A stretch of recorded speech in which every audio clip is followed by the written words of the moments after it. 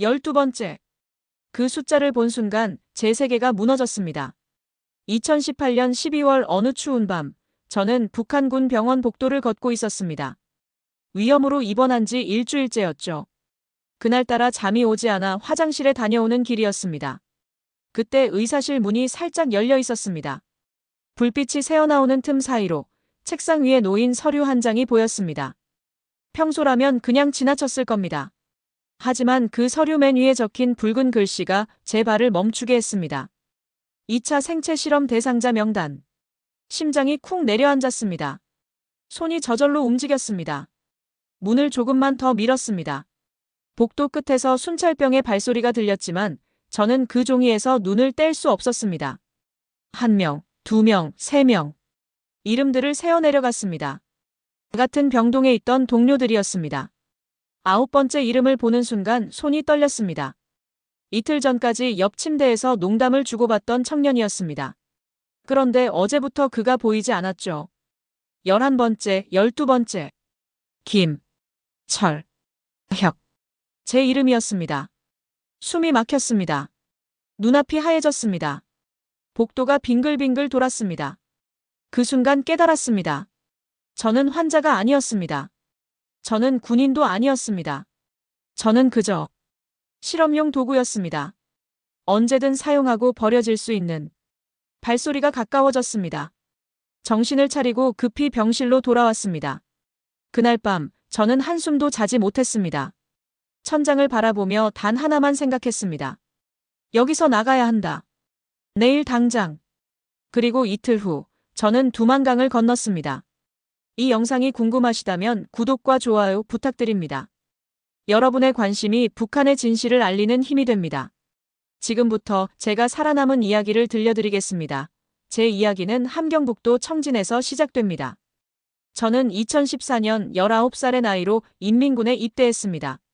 당시 저는 가슴이 벅찼습니다. 조국을 지키는 군인이 된다는 자부심으로 가득했죠. 아버지도 어머니도 자랑스러워하셨습니다. 철여가, 우리 아들이 인민의 아들이 되는구나. 어머니는 눈물을 글썽이며 제 군복깃을 매만져 주셨습니다. 그때만 해도 저는 10년 동안의 군 복무가 당연한 의무라고 믿었습니다. 부대 생활은 상상했던 것보다 훨씬 혹독했습니다. 새벽 5시 기상나팔 소리에 눈을 뜨면 영하 20도를 넘나드는 추위 속에서 구보를 뛰었습니다. 아침 식사는 강냉이 밥 한 공기와 소금국이 전부였습니다. 가끔 배춧잎 몇 장이 들어있으면 그나마 나은 편이었죠. 동무들, 오늘 훈련 열심히 하면 저녁에 두부 반모 준다. 소대장 동무의 말에 우리는 눈이 반짝였습니다. 두부 반모가 그렇게 귀한 것이었습니다. 하지만 저는 불평하지 않았습니다. 아니, 불평할 수 없었습니다. 매일 아침 조회 시간마다 우리는 외쳤으니까요. 위대하신 수령님과 장군님의 은덕으로 우리는 행복합니다. 당시 저는 정말 그렇게 믿었습니다. 남조선 괴뢰들은 미제의 식민지 노예로 살고 있고 우리만이 진정한 자유를 누린다고 배웠으니까요. 군 복무 3년째 되던 해, 저는 하사관으로 진급했습니다. 부소대장 직책을 맡게 되었죠. 제 밑에 15명의 병사들이 있었습니다. 저는 그들을 잘 이끌고 싶었습니다. 그 중에 박성철이라는 친구가 있었습니다. 저보다 1살 어렸지만 우리는 금방 친해졌습니다. 같은 함경도 출신이었거든요. 형님, 나 요즘 이상한 생각이 자꾸 드는데. 어느 날 밤 성철이가 조심스럽게 말을 꺼냈습니다. 무슨 생각? 우리가 정말 행복한 건가요? 이렇게 매일 배고프고 힘든데.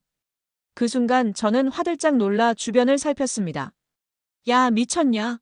그런 소리 하다가 보위부에 끌려간다. 저는 그를 나무랐습니다.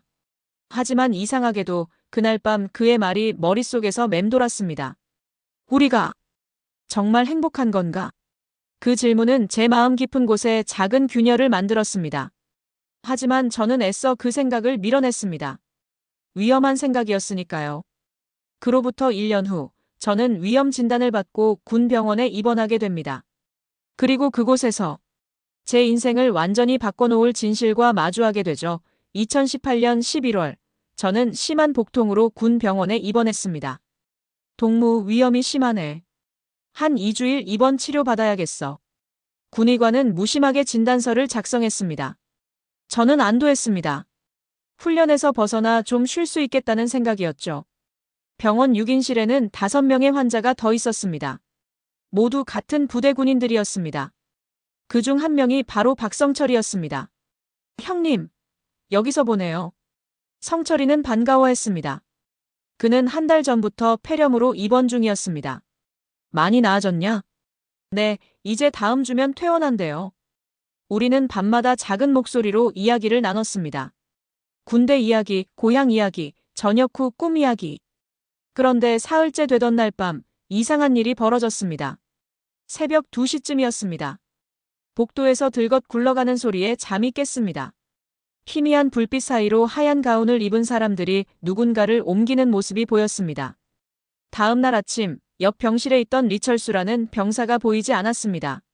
리철수 동무 어디 갔어요? 제가 간호사에게 묻자 그녀는 잠시 망설이더니 대답했습니다. 특별치료실로 옮겨갔어. 언제 돌아와요? 모르겠어. 그녀의 눈빛이 이상했습니다. 뭔가 숨기는 듯한 표정이었죠. 일주일이 지났지만 리철수는 돌아오지 않았습니다. 그러던 어느 날 밤 화장실에 가려고 복도로 나왔을 때였습니다. 멀리서 신음소리가 들렸습니다. 저는 그쪽으로 조심스럽게 다가갔습니다. 복도 끝, 특별치료실이라고 적힌 방 앞에 섰습니다. 문이 살짝 열려 있었습니다. 그리고 저는 봤습니다. 들것 위에 누워있는 사람을. 온몸에 이상한 발진이 퍼져 있었고 입에서는 거품을 토하고 있었습니다. 그의 눈은 초점을 잃은 채 천장을 바라보고 있었죠. 리철수였습니다. 제 다리가 후들거렸습니다. 거기 누구야? 뒤에서 날카로운 목소리가 들렸습니다. 의사였습니다. 저기. 화장실 가려고. 빨리 병실로 돌아가. 저는 허겁지겁 병실로 돌아왔습니다. 손이 떨렸습니다. 이불을 뒤집었었지만 잠이 오지 않았습니다. 리철수 동무한테 무슨 짓을 한 거야? 다음 날 저는 성철이에게 조심스럽게 물었습니다. 성철아, 너 특별치료실에 대해 아는 거 있냐? 성철이는 주변을 살피더니 귓속말로 대답했습니다. 형님, 여기서 그런 거 물으면 안 돼요. 그냥 모르는 척하는 게 살 길이에요. 무슨 소리야? 신약 실험해요. 환자들한테. 저도 간호사한테 우연히 들었어요. 절대 말하면 안 된대요. 그 순간 제 세상이 흔들렸습니다. 우리는 환자가 아니라 실험 대상이라는 건가? 그날 이후 저는 이 병원이 다르게 보이기 시작했습니다. 매일 아침 체열하러 오는 간호사도 약을 가져다주는 의사도 모두가 의심스러웠습니다. 나도 그렇게 될 수 있는 건가? 공포가 밀려왔습니다. 그리고 그 공포는 며칠 후 현실이 되었습니다. 그날은 12월 14일이었습니다. 리철수가 특별치료실로 끌려간 지 10일째 되는 날이었죠. 저는 여전히 병원에 있었습니다. 위험은 나았지만 의사는 계속 경과를 봐야 한다며 퇴원을 시켜주지 않았습니다. 그날 밤도 잠이 오지 않았습니다. 새벽 1시쯤 저는 병실을 나와 복도를 걸었습니다. 그때였습니다. 의사실 문이 열려 있었습니다. 불이 켜져 있었지만 안에는 아무도 없었습니다. 평소 같으면 그냥 지나쳤을 겁니다. 하지만 그날은 달랐습니다. 뭔가에 이끌리듯 그쪽으로 다가갔습니다. 책상 위에 서류 한 장이 놓여 있었습니다. 빨간 글씨가 눈에 들어왔습니다. 2차 생체 실험 대상자 명단. 손이 저절로 움직였습니다. 서류를 들어 올렸습니다. 첫 번째 이름. 김영호. 우리 병동 사무실 환자. 두 번째 이름. 장성민. 2호실 환자. 세 번째, 네 번째, 다섯 번째. 심장이 미친 듯이 뛰었습니다. 여덟 번째. 박성철. 성철이까지. 손이 떨렸습니다. 시야가 흐려졌습니다. 아홉 번째, 열 번째, 11번째. 그리고 12번째. 김철혁. 저였습니다. 서류가 손에서 미끄러질 뻔했습니다. 다리에 힘이 풀렸습니다. 벽에 기대지 않았다면 그 자리에 주저앉았을 겁니다. 왜 나야? 난 그냥 위험 환자인데. 머릿속이 하얘졌습니다. 리철수 동무처럼. 나도 저렇게 되는 거야? 복도 끝에서 발소리가 들렸습니다. 정신을 차리고 급히 병실로 돌아왔습니다. 침대에 누웠지만 눈을 감을 수 없었습니다. 천장을 바라봤습니다. 어둠 속에서 명단에 적힌 제 이름이 계속 떠올랐습니다. 여기서 나가야 해. 당장. 하지만 어떡해요? 군 병원은 경비가 삼엄했습니다. 함부로 나갈 수도 없었고 나간다 해도 부대로 돌아가야 했습니다. 탈출. 탈출해야 해. 그 순간 제 머릿속에 그 단어가 떠올랐습니다. 탈북. 절대 생각해서는 안 되는 단어. 3대가 멸족당하는 죄. 하지만 선택지가 없었습니다. 여기 남으면 실험 대상이 되어 죽습니다. 탈출하면 잡히면 총살입니다. 어차피 죽을 거라면 살 가능성이라도 있는 쪽을 택하자. 새벽 5시 저는 결심했습니다. 다음 날부터 저는 조심스럽게 준비를 시작했습니다. 먼저 성철이에게 조심스럽게 말을 꺼냈습니다. 성철아, 너 명단에 있더라. 성철이는 창백해졌습니다. 형님, 저도 알아요. 어제 봤어요. 나도 있어. 12번째. 우리는 한참 동안 말이 없었습니다. 형님, 우리 어떡하죠? 나갈 거야. 여기서. 탈출 말씀이세요? 저는 고개를 끄덕였습니다. 나 혼자 갈게. 너는 위험해. 아니에요, 형님. 저도 갈래요. 어차피 여기 남으면. 우리는 며칠 동안 계획을 세웠습니다. 병원 경비 교대 시간, 뒷문 위치, 부대 경계 구역.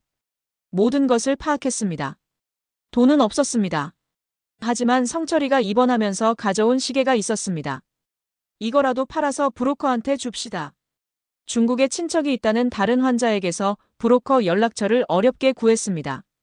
3일 후 우리는 탈출하기로 했습니다. 그날 밤 저는 주머니에 간단한 메모를 적었습니다. 어머니, 아버지, 죄송합니다. 살고 싶었습니다. 눈물이 났습니다. 하지만 닦아냈습니다. 지금은 울 시간이 없었습니다. 2018년 12월 17일 밤 11시. 형님, 준비됐어요? 성철이의 목소리가 떨리고 있었습니다. 저도 마찬가지였습니다. 가자. 우리는 병원복 위에 검은색 외투를 걸쳤습니다. 경비병 교대 시간은 자정. 30분의 시간이 있었습니다. 복도를 조심스럽게 걸었습니다. 심장 소리가 너무 커서 들킬 것 같았습니다. 뒷문에 도착했습니다. 다행히 자물쇠는 안쪽에서 열 수 있었습니다. 손이 떨렸습니다. 한 번, 두 번. 세 번째 시도 끝에 문이 열렸습니다. 차가운 공기가 얼굴을 때렸습니다. 영하 15도. 눈이 쌓인 뒷길이 보였습니다. 발자국 남지 않게 조심해. 우리는 눈 쌓인 곳을 피해 바위 위로만 걸었습니다. 1시간을 걸었습니다. 병원에서 5km 떨어진 곳에서 브로커가 기다리고 있었습니다. 돈은? 시계 있습니다. 브로커는 시계를 보더니 코웃음 쳤습니다. 이걸로 중국까지. 두만강까지만 데려다 줄게. 선택의 여지가 없었습니다. 우리는 트럭 짐칸에 숨었습니다. 검문소를 두 곳 지났습니다. 심장이 터질 것 같았습니다. 하지만 다행히 짐칸은 검사하지 않았습니다. 새벽 4시 두만강 근처에 도착했습니다. 여기서 내려. 저기 보이는 강 건너면 중국이야. 순찰대 돌 때까지 기다렸다가 뛰어. 브로커는 그렇게 말하고 사라졌습니다. 우리는 어둠 속에 숨어 기다렸습니다. 영하의 날씨에 온몸이 떨렸습니다. 추위 때문인지 공포 때문인지 알 수 없었습니다. 오전 5시 30분. 순찰대가 지나갔습니다. 지금이야. 우리는 뛰었습니다. 눈 쌓인 강둑을 내려갔습니다. 발이 미끄러졌습니다. 넘어졌습니다. 일어났습니다. 다시 뛰었습니다. 강물이 보였습니다.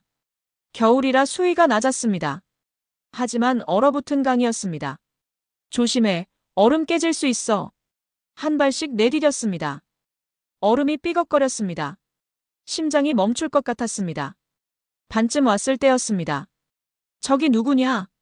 뒤에서 고함 소리가 들렸습니다. 순찰대였습니다. 뛰어! 우리는 미친 듯이 달렸습니다. 얼음 위에서 발이 미끄러졌습니다. 성철이가 넘어졌습니다. 성철아! 그를 일으켜 세웠습니다. 탕! 탕! 총소리였습니다. 엎드려! 우리는 얼음 위에 엎드렸습니다. 총알이 얼음을 맞고 튀었습니다.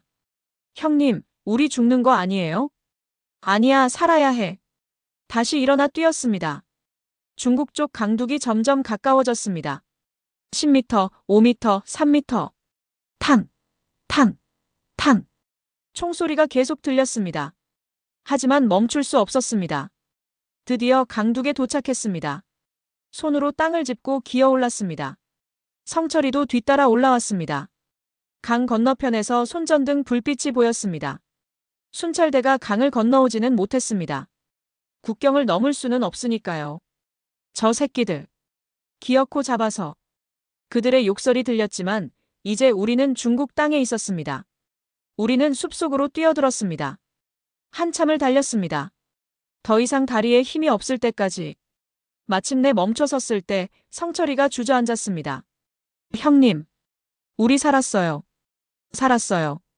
그는 울기 시작했습니다. 저도 눈물이 났습니다. 하지만 동시에 알고 있었습니다. 이건 끝이 아니라 시작일 뿐이라는 것을. 중국 땅을 밟았을 때 저는 자유를 얻었다고 생각했습니다. 하지만 그건 착각이었습니다. 두만강을 건넌 첫날 새벽, 우리는 훈춘 근처 산속에 숨어 있었습니다. 옷은 젖어 있었고 온몸이 얼어붙었습니다. 형님, 이제 어떡하죠? 성철이가 물었습니다. 저도 몰랐습니다. 계획은 강을 건너는 것까지였습니다. 일단 사람들 있는 곳으로 가자. 우리는 산을 내려와 마을로 갔습니다. 중국어는 한마디도 할 줄 몰랐습니다. 다행히 이 지역은 조선족이 많았습니다. 작은 식당 앞에 섰습니다. 배가 너무 고팠습니다. 하지만 돈이 없었습니다. 저기, 혹시. 문을 열고 들어가려는데 주인 아주머니가 우리를 보더니 얼굴이 굳어졌습니다. 너희들 탈북자지. 우리는 대답할 수 없었습니다. 빨리 나가. 여기서 걸리면 나도 벌금 물어. 문이 닫혔습니다. 그제야 깨달았습니다. 여기서도 우리는 환영받지 못한다는 것을. 중국은 탈북자를 북한으로 강제 송환합니다. 잡히면 끝입니다. 우리는 쥐처럼 숨어 다녀야 했습니다. 며칠 동안 산속을 헤맸습니다. 쓰레기통을 뒤졌습니다. 남은 음식을 주워 먹었습니다. 군인이었던 제가 이렇게 비참해질 줄은 몰랐습니다. 일주일째 되던 날 한 조선족 할머니를 만났습니다. 너희들 탈북자구나. 우리는 고개를 숙였습니다. 할머니는 한숨을 쉬더니 말했습니다. 따라와. 할머니는 우리를 집으로 데려갔습니다. 따뜻한 밥을 주었습니다. 처음으로 배불리 먹었습니다. 여기 며칠만 있어라. 그리고 한국 가는 브로커 연결해 줄게. 감사합니다, 할머니. 할머니는 쓸쓸하게 웃었습니다. 나도 옛날에 북에서 왔단다. 6.25 때. 그때 생각나서 그래.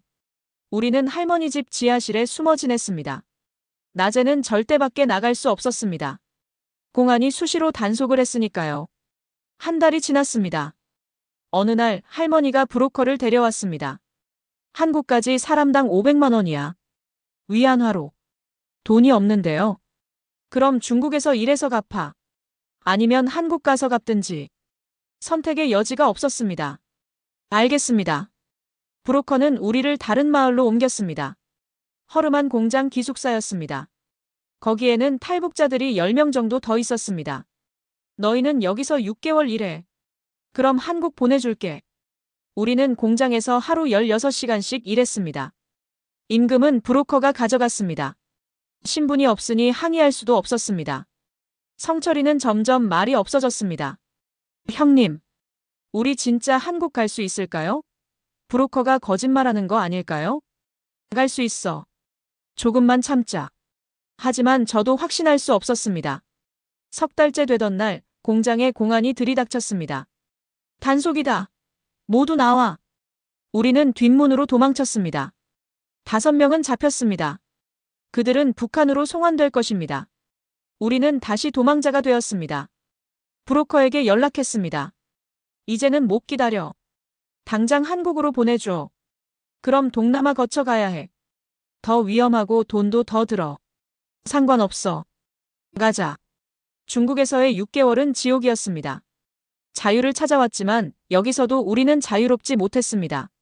하지만 포기할 수 없었습니다. 진짜 자유는 한국에 있다고 믿었으니까요. 2019년 6월 우리는 중국을 떠났습니다. 브로커는 우리를 트럭에 태웠습니다. 짐칸에 숨어서 이틀을 달렸습니다. 어디로 가는지도 몰랐습니다. 그저 브로커를 믿을 수밖에 없었습니다. 라오스까지 가. 거기서 태국으로 넘어가면 한국 대사관 있어. 국경을 넘는 순간이 가장 위험했습니다. 검문소에서 트럭이 멈췄습니다. 중국 국경 수비대가 짐칸을 열었습니다. 저는 숨을 죽였습니다. 성철이의 손이 제 팔을 꽉 잡았습니다. 짐더미 뒤에 숨은 우리를 발견하지 못했습니다. 다행히 꼼꼼하게 검사하지 않았습니다. 문이 닫혔습니다. 트럭이 다시 움직였습니다. 살았다. 라오스에 도착했습니다. 우리는 작은 마을의 허름한 여관에 숨었습니다. 그곳에는 탈북자들이 7명 더 있었습니다. 모두 한국으로 가려는 사람들이었습니다. 여기서 일주일 기다려. 태국 가는 차 준비할게. 브로커가 말했습니다. 하지만 일주일이 지나도 소식이 없었습니다. 2주일, 3주일. 한 달이 지났습니다. 형님, 우리 속은 거 아니에요? 저도 마찬가지였습니다. 돈은 이미 다 주었습니다. 라오스에서 우리는 아무것도 할 수 없었습니다. 언어도 통하지 않았고 신분증도 없었습니다. 결국 저는 브로커에게 다시 연락했습니다. 언제 출발하는 거야? 조급하게 굴지 마. 곧 연락할게. 2달째 되던 날 새로운 브로커가 나타났습니다. 전 브로커는 사라졌어. 내가 너희를 태국으로 데려다 줄게. 단, 추가 비용 내야 해. 무슨 소리야? 우리 이미 다 냈어. 그건 전 브로커한테 준 거잖아. 나한테는 안 줬잖아. 사기였습니다. 하지만 어쩔 수 없었습니다. 사람당 100만 원만 더 내. 한국 가서 갚아도 돼. 우리는 빚을 더 지고 출발했습니다. 태국까지 가는 길은 더 험했습니다. 정글을 걸어서 국경을 넘었습니다. 밤새도록 걸었습니다. 뱀과 벌레들이 득실거렸습니다. 성철이가 쓰러졌습니다. 말라리아 증상이었습니다. 못 가겠어요, 형님. 여기 두고 가세요. 미친 소리 하지 마. 여기까지 왔는데 10km를 그렇게 걸었습니다. 마침내 태국에 도착했습니다. 방콕의 한 교회에서 우리를 받아주었습니다. 목사님은 한국분이었습니다. 여기서 쉬세요. 한국 대사관에 연락해 드릴게요. 그 말을 듣는 순간 눈물이 났습니다. 드디어. 일주일 후 우리는 한국 대사관으로 갔습니다. 탈북자 신청하러 왔습니다. 신원 확인 절차 거쳐야 합니다. 시간 좀 걸릴 거예요. 면접을 받았습니다. 북한에서의 삶, 탈북 동기, 탈출 과정. 모든 것을 이야기했습니다. 생체 실험 대상 명단에 있었다고요? 네, 그래서 도망쳤습니다. 직원은 심각한 표정으로 기록했습니다. 한 달 후, 드디어 허가가 났습니다. 입국 허가 나왔습니다. 축하드립니다. 그 순간 저는 바닥에 주저앉았습니다. 진짜 한국에 갈 수 있구나. 8개월 만이었습니다. 북한 군 병원을 탈출한 지 8개월 만에 저는 마침내 자유를 향해 가고 있었습니다. 2019년 8월 15일 인천공항에 도착했습니다. 비행기 문이 열리는 순간 차가운 에어컨 바람이 얼굴을 스쳤습니다. 저는 그 자리에 멈춰 섰습니다. 나 정말 대한민국에 온 거야? 다리가 떨렸습니다. 성철이도 마찬가지였습니다. 형님, 우리 해냈어요. 진짜로. 그는 울먹였습니다. 저도 눈물을 참을 수 없었습니다. 공항을 나서는 순간 서울의 풍경이 펼쳐졌습니다. 높은 빌딩들, 수많은 자동차들, 화려한 간판들. 북한에서는 상상할 수도 없던 광경이었습니다. 이게 자유구나. 우리는 하나원으로 갔습니다. 탈북자들이 한국 생활을 배우는 곳이었습니다. 여기서 3개월 동안 적응 교육 받으시게 됩니다. 처음에는 모든 게 낯설었습니다. 스마트폰 사용법, 은행 업무, 대중교통. 북한에서는 없던 것들이었습니다. 가장 충격적이었던 건 자유였습니다. 원하는 곳 어디든 갈 수 있어요. 아무도 막지 않아요. 선생님의 말을 듣고도 믿기지 않았습니다. 정말 허락 없이 어디든 갈 수 있다는 게요. 첫 외출날 저는 명동에 갔습니다. 사람들이 웃으며 걷고 있었습니다. 누구도 감시하지 않았습니다. 자유롭게 말하고 웃고 살아가고 있었습니다. 식당에 들어갔습니다. 메뉴판을 봤습니다. 수십 가지 음식이 있었습니다. 먹고 싶은 걸 선택할 수 있었습니다. 이게 자유구나. 밥을 먹으며 울었습니다. 부끄럽지 않았습니다. 이 평범한 일상이 얼마나 소중한지 저는 알고 있었으니까요. 하나원을 수료하고 사회에 나왔습니다. 처음에는 힘들었습니다. 남한 말투가 어색했고 문화가 달랐습니다. 탈북자라는 이유로 차별받기도 했습니다. 하지만 포기하지 않았습니다. 낮에는 공장에서 일했습니다. 밤에는 검정고시를 준비했습니다. 1년 후 고등학교 졸업장을 땄습니다. 지금 저는 작은 회사에 다니고 있습니다. 평범한 회사원입니다. 아침에 출근하고 저녁에 퇴근합니다. 주말에는 친구들을 만나고 영화를 봅니다. 이 평범한 일상이 제게는 기적입니다. 성철이는 대학에 갔습니다. 간호학과에 다니고 있습니다. 형님, 나 간호사 되면 북한에서 고통받는 사람들 도와주고 싶어요. 그의 꿈을 들으며 생각했습니다. 우리가 겪은 고통이 헛되지 않았다고. 가끔 북한에 계신 부모님 생각이 납니다. 제가 탈출한 후 어떻게 되셨을까? 처벌받으시지는 않으셨을까? 그 생각에 가슴이 아픕니다. 하지만 저는 여기서 더 잘 살아야 합니다. 그게 부모님께 드릴 수 있는 최선이라고 믿습니다.